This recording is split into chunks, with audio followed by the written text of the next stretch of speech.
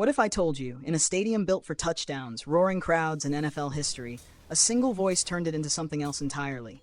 Something softer, deeper, unforgettable. And that voice didn't just win over fans. It made an entire NFL team stop, watch, and say, Jin is our bias. Tampa, Florida. The lights at Raymond James Stadium weren't just bright that night. They felt alive. Nearly 190,000 people over 3 nights, every seat filled, every heartbeat synced to one name, BTS. But something was different this time.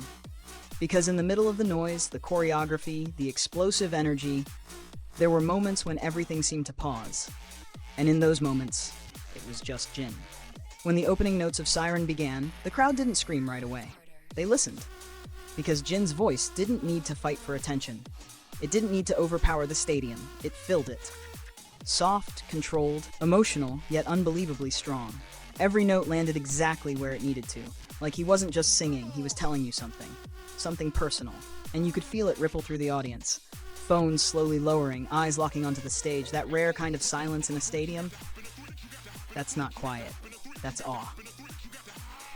And then, the lights shifted. The music changed. And suddenly, that same man who just held 60,000 people in silence became something else entirely. Powerful, playful, electric. During Butter, Jin didn't just follow choreography, he challenged it. Breaking into spontaneous dance battles with the members, laughing, pushing the energy higher and higher. And then, out of nowhere, Taekwondo. Sharp kicks, clean lines, controlled power. The kind of movement that makes you realize this isn't just performance, this is discipline. Precision, presence. The crowd didn't just cheer, they erupted. But the real magic, it wasn't just what Jin did on stage. It was how he made the audience feel like they were on that stage with him. At one point, he paused, looked out at the sea of fans, smiled, and instead of continuing right away, he asked, permission, before splashing water toward them. That tiny moment, so simple, so human, changed everything. Because it showed something rare, respect, connection, awareness. Jin wasn't just performing to the crowd, he was sharing the moment with them. Waving when they waved, slowing down when they needed breath. Matching their rhythm like he could feel every heartbeat in that stadium. That's not something you rehearse. That's something you are. And the world noticed, not just fans, everyone. Across social media, the reactions exploded instantly. Siren Jin, Powerhouse Jin on stage, Chak Seo Jin. These weren't just trending tags. They were declarations. Proof that something unforgettable had just happened. And then came the details that made it even clearer. Merchandise booths cleared out. Jin's t-shirts sold out almost immediately, as if fans were trying to hold on to a piece of that moment before it disappeared. Because deep down, they knew this wasn't just another concert. Then came day 2. And with it, a visual no one expected.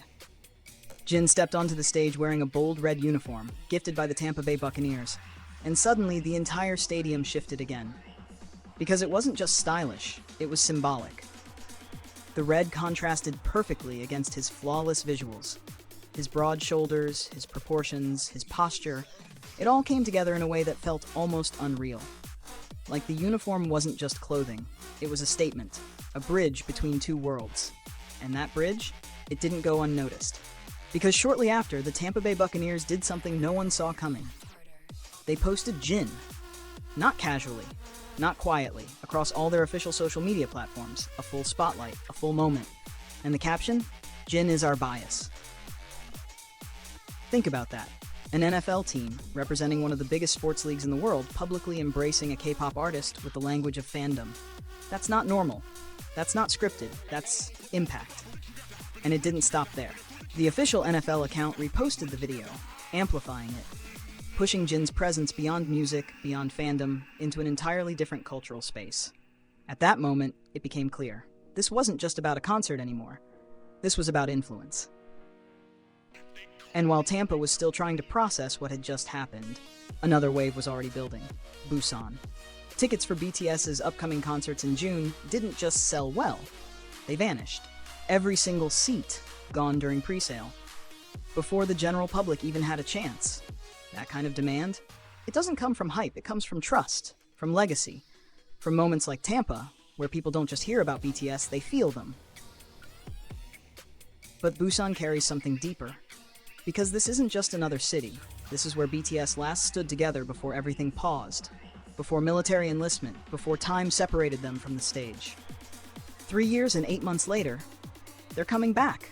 Same place, same energy, but with everything they've lived through in between. And June 13, the second day of the concert, their debut anniversary.